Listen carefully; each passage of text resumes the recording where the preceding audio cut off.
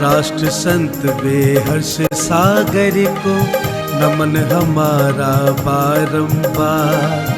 परम पूज्य आचार्य के मुख से बरसेगी अमृत की धार। दीप चंद्र आशा देवी के प्रिय हुए तुम कुलभूषण। गुरु विराग सागर महाराज के शिष्य रूप में आभूषण।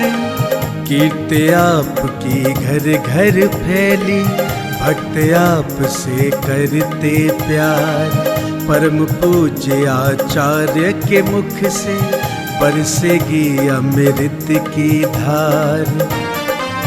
जो भी सुने आपकी वाणी आपका ही वो हो जाए। प्रभु के जैसा तेज है मुख पे, जो देखे वो खो जाए। धर्म विमुख भी लौटाते हैं, जो सुन ले तुमको एक बार। परम पूज्य आचार्य के मुख से बरसेगी अमृत की धार। शाकाहार की सीख फैलाओ, धर्म का मार्ग दिखाते हो। जीवन की क्या सच्चाई है सब विस्तार बताते हो। सुने आपकी जो भी वाणी, हो जाए वो भव से पार। परम पूज्य आचार्य के मुख से बरसेगी अमृत की धार। आओ गुरुवर की वाणी को आत्मसात हम करते हैं। सुनकर इनके प्रवचनों को धर्म से झोली भरते हैं। जिन वाणी चैनल करता है, प्रेषित चरणों में आभार। परम पूज्य आचार्य के मुख से बरसेगी अमृत की धार। इस कार्यक्रम के पुण्यार्चक हैं श्री अशोक कुमार जैन, श्रीमती संतोष जैन, श्री बॉबी जैन, श्रीमती सिम्मी जैन, श्री संदीप जैन, श्रीमती सोनिया जैन, आदित्य जैन, प्रियंका जैन, अतिशा जैन, अनंत जैन एवं विधि जैन, बिजरौल वाले, Delhi. Vardhman traders, Indian girl, Delhi.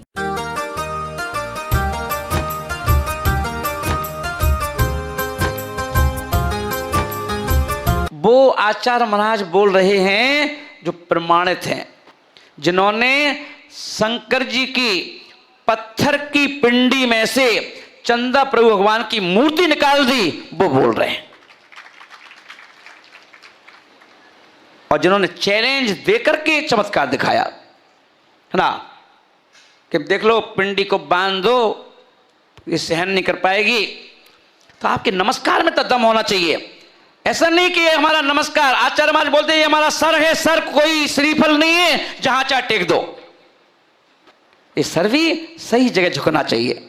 और जाकर के उन्होंने वो चमत्कार दिखलाया और कहा कि देखो उच्चई गोत्रम प्रणते, प्रणते यानी प्रणाम करना।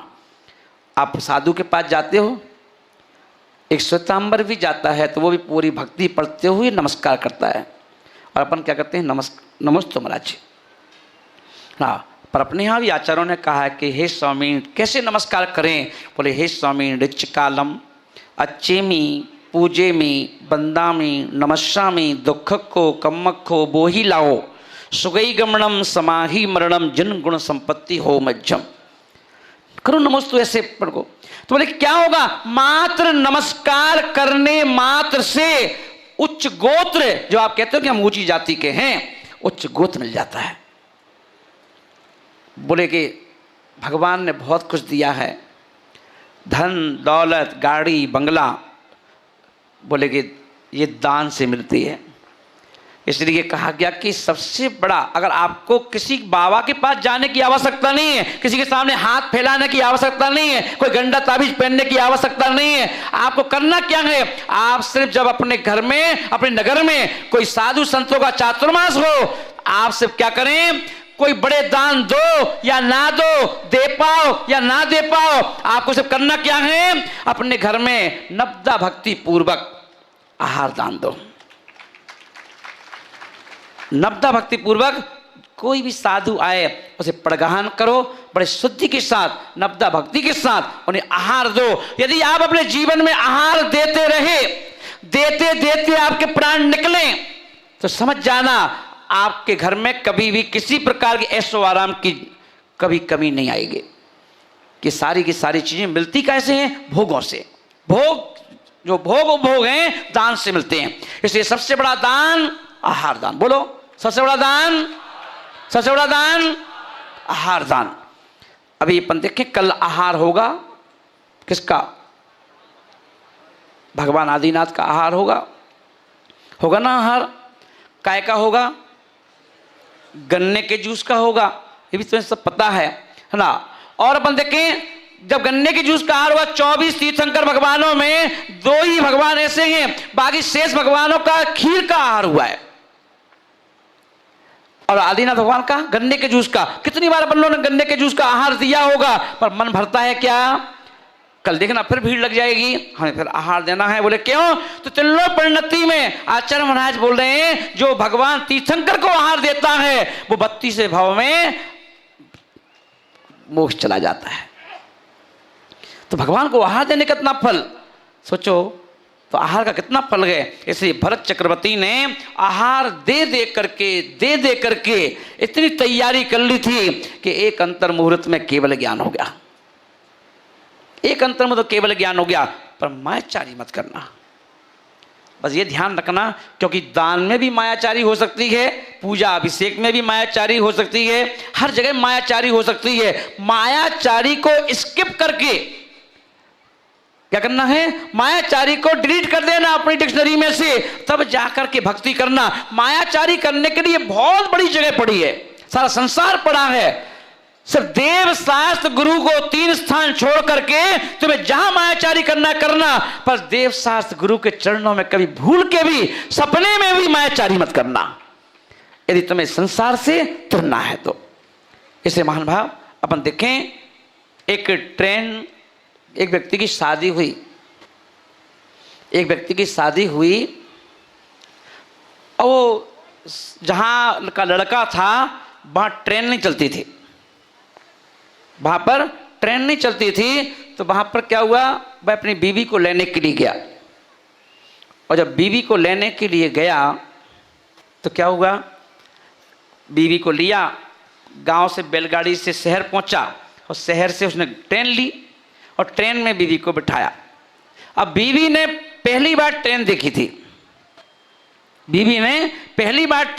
थी, ट्रेन में जब वो सीट पे बैठ गई तो उसकी वो यहां वहां नजर घुमाई उसने, तो देखा कि एक लाल रंग की चेन लगी रहती है ना ट्रेन में, वो देखा। तो उसने अपने पति से पूछा, क्यों जी क्या है?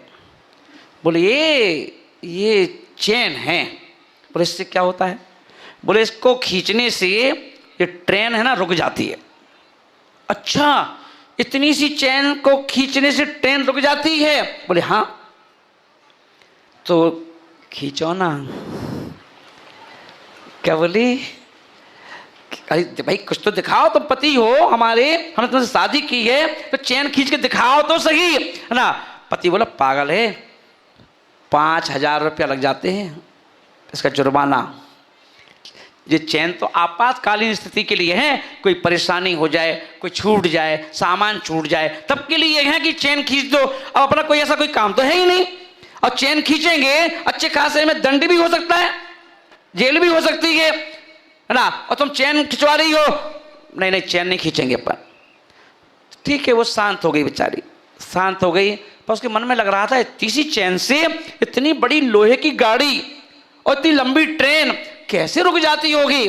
थोड़ी देर बाद फिर कहा, देखो चैन खींचो ना, एक बार मैं देखना चाहती हूं कितनी बड़ी ट्रेन चैन खींचने से कैसे रुक जाती है। पर वो फिर देखा, पति ने फिर समझाया। अब पति ने कहा मान नहीं रही है। पति ने कहा देखो सही बात बताऊं तो बड़े अमीर घर तो था तो है नहीं पति। उसने कहा देखो ऐसा है, मेरे पास 5,000 रुपया नहीं है, तो 5,000 रख के जेब में तभी तो चैन खींच सकता हूँ ना। अला अभी खींचूंगा तो फालतू बेइज्जती भी होगी। तो देखो 5,000 रुपये नहीं है मेरे पास मात्र 3,000 रुपया है। 3,000 रुपये हैं और चेन खिंच गई तो 2,000 रुपये और कहाँ से लाएंगे, बेइज्जती भी होगी, पैसे भी जाएंगे ना। तो अच्छा थोड़ी फिर शांत रही बेचारी। थोड़ी देर बाद उसने अपना खुद का पर्स खोल के देखा कितने क्या पैसे हैं, उसमें 2,000 रुपये थे। फिर बोली देखो चैन खींचो ना। अरे अरे देखो पैसे ही नहीं मेरे पास। कोई बात नहीं, आपके पास 3,000 हैं, 2 मेरे पास है, दोनों के मिला करके 5,000 रुपये हो जाएंगे। खींचो चैन। पर आज देखना चाहते हम ट्रेन रुकती कैसे। अरे पागल हो, हमारे पैसा भी जेब खाली करवा दो पूरी 3,000 रुपया की, और 2,000 तुम अपने भी खाली कर दो। अभी अपन जाएंगे रिक्शा तांगा करेंगे, उसके पैसे चाहिए नहीं चाहिए, होटल में कुछ खाएंगे पिएंगे उसके पैसे चाहिए नहीं चाहिए, नहीं खींचेंगे। चाहे शांत हो गई। वहीं सामने एक बूढ़ी दादी बैठी थी, वो सब इन दोनों का लैला मजनू का नाटक देख रही थी। और दादी कहते ना भैया, दादी का मतलब क्या है, अनुभवी। कितना ना अनुभवी। जहां ना पहुंचे रवि वहां पहुंच जाए कवि, कि जहां ना पहुंचे रवि वहां पहुंच जाए कवि, जहां ना पहुंचे कवि वहां पहुंच जाए अनुभवी। तो अनुभवी वो महिला सुन रही थी उन दोनों की बातों को। तो अब पढ़ी लिखी महिला, वो गांव की जो शादी हुई थी जिसकी, उसने दादी को देखा, खूब देर तक देखा, और देख देख करके मन में विचार किया, हो गया काम। पति से बोली चैन खींच दो। बोले क्यों? कि दो चैन खींच दो, टीटी आएगा ना, पूछेगा चैन किसने खींची, अपन कहने डुकरिया ने खींची, नाम इनका लगा देंगे, अपन बच जाएंगे। फंसेगी तो डुकरिया फंसेगी, क्या दिक्कत है।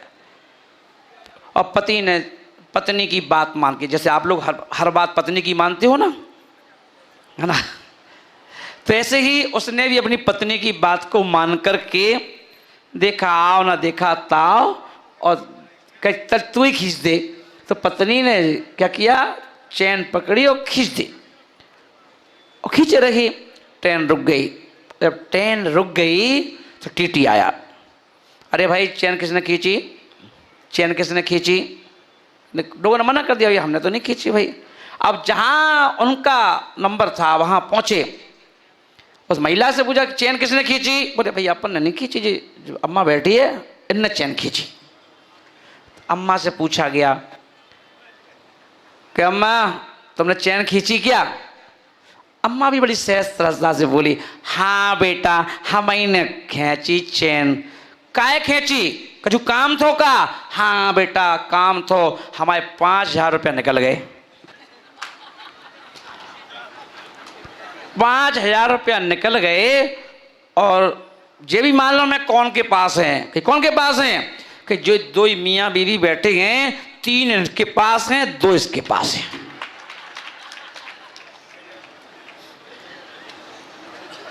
टीटी ने निकलवाए तो देखा 3 थी, 2 उसके पास थे। वो सुन रही थी सब कुछ, देख रही थी सब कुछ, है ना।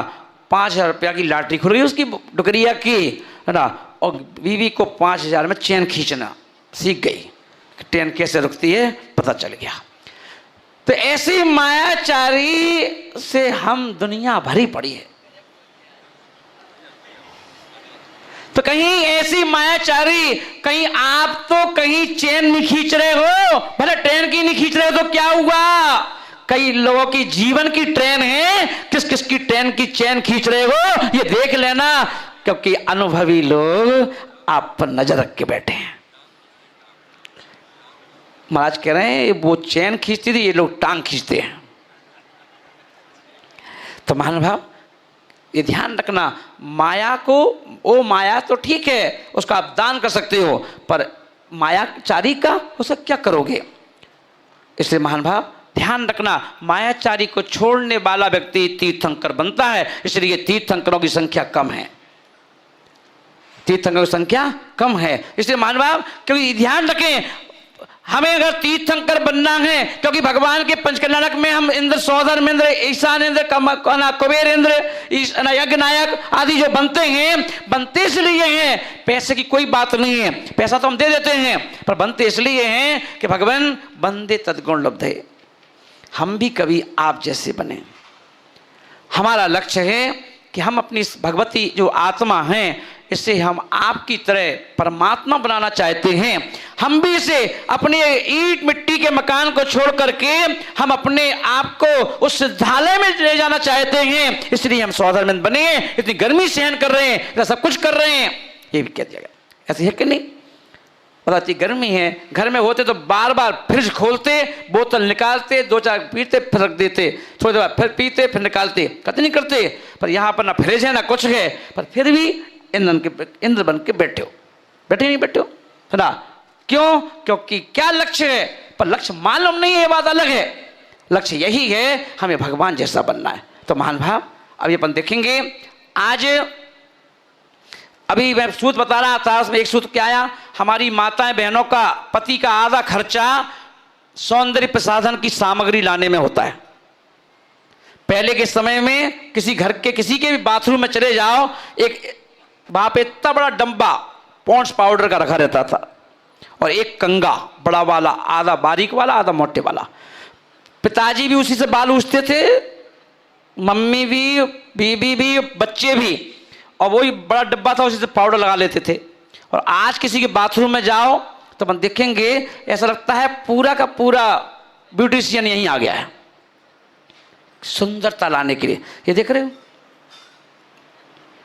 सुंदरता देखना है तो इनमें देखो, सुंदरता देखना है तो इनमें देखो। ये देखो सुंदरता, ना क्रीम है, ना पाउडर है, ना कंगा है, ना कुछ है, फिर भी सुंदरता। और महाराज जी बोले, महाराज ने कहा आप बहुत सुंदर हो। बोले कहाँ सुंदर यार, बूढ़े आदमी हो गए, देख रहे बाल सफ़ेद हो गए, है ना? अरे हमने कहा गुरुदेव बाल ही सफ़ेद तो हुए हैं, है ना? आजकल तो लोग पैसे दे के बाल सफ़ेद करवा लेते हैं, है ना? बाल सफ़ेद से क्या होता है? ये तो ब्यूटी देखो, ब्यूटी, है ना? ये ब्यूटी देखो कि एक ब्यूटी के चक्कर में ये देखो बड़ौत वाले यहाँ खिंचे खिंचे चले आ गए। ये देखो पूरे भोपाल के लोग यहाँ वहां से निकल के घरों से, जो घर से निकलते नहीं है गर्मियों में, ये निकल करके पंडाल में आ गए। ये सुंदरता का ही तो प्रभाव है। तो आचार्य ने कहा सुंदरता आती कैसे है? बोले भक्ते सुंदर रूपम, भक्ते सुंदर रूपम। आप इतनी भक्ति कर रहे हो, करवा रहे हो। एक आचार की परिभाषा क्या है? जो पंचाचार का पालन करे और करवाए, करवा भी रहे हैं, कर भी रहे हैं। इतनी भक्ति, यहाँ पंडाल में भक्ति करवा रहे हैं। भक्ति का फल क्या है? सुंदर रूप, सुंदर रूप है। तो महानुभाव, ये जरूरी नहीं कि इन्हीं का हो, आपका भी हो सकता है, पर भक्ति करना पड़ेगी। और भक्ति कैसी होना चाहिए? माया से रहित। मैंने क्या कहा? माया चाहिए रहित। तो ऐसी भक्ति करते हुए हम अपनी आत्मा का कल्याण करें। अभी अपन को गुरुदेव की वाणी भी सुनना है ना। और मैं यही कहूँगा, आज का दिन दीक्षा का दिन है भगवान की, और दीक्षा बहुत जरूरी है, हर किसी की जरूरी है। आप लोग भी आज नियम लेके जाना, ये संकल्प करके जाना, गुरुदेव से नियम ले लेना आज, और ये कहना गुरुदेव अभी नहीं तो कभी, जब भी मरण हो तो अगर लेडीज हो तो कहना कि आरिका बनकर के मेरा मरण हो, और जितने जेंट्स हो तो ये बोल के जाना कि भगवान जब भी मरण हो किसी गुरु के चरणों में नग्नत्व की दीक्षा लेकर के समाधि मरण हो। अगर आज तुमने ऐसा नियम ले लिया तो ये ध्यान रखना, कभी आपकी मृत्यु अस्पताल में नहीं होगी, कहीं रास्ते में नहीं होगी। आपका जब भी मरण होगा तो देव शास्त्र गुरु के चरणों में उनके मुख से संबोधन सुनते सुनते होगा, और आपका ये दीक्षा कल्याणक मनाना सार्थक हो जाएगा। जैसे महानुभाव, हम लोग अपने इस जीवन में क्या करेंगे? बड़ौत वालों ध्यान रखना, माँ जी दिल्ली को भोग भूमि कहते हैं, अपने एमपी को कहते हैं महाराज जी श्रद्धा से भरा हुआ, है ना। और वहाँ भोग भूमि, पैसा कितना भी ले लो, टाइम नहीं है। टाइम है तो अविनाश है माँ जी, ये सबसे आगे बैठा है, सुबह सुबह 8-9 बजे तक दिख जाएगा, 9 बजे के बाद इसको ढूंढना पड़ेगा। तो गुरुदेव कहने का अर्थ ये है कि हे बड़ौद वाले हो, सूरज वाले बिहार वाले वासी हो, ये जो मशीन है ना, ये एक गन मशीन होती है, एक सिलाई मशीन होती है, ये ज्ञान की मशीन है। और ज्ञान की मशीन है तो अपने अपने कानों की सफाई करवा लेना। जब तक महाराज जी पहुंचे कानों की सफाई करवा लेना, क्योंकि यहां पर बिहार सागर नहीं, यहां पर तुम्हें क्या मिलेंगे? विशुद्ध सागर मिलेंगे। और ये क्या करेंगे? तुम्हारे कर्ण अंजलि से तुम्हें ज्ञान पिलाएंगे। ज्ञान पी लो। जो त्याग, जो तपस्या, जो कार्य तुमने अब तक ना किया हो, क्योंकि अब तक तुमने पैसा ही पैसा कमाया है, पैसे के पीछे भागे हो, अब इनके पीछे भाग लेना जिससे हमारी आत्मा का कल्याण हो जाए। बोलो महावीर भगवान की जय।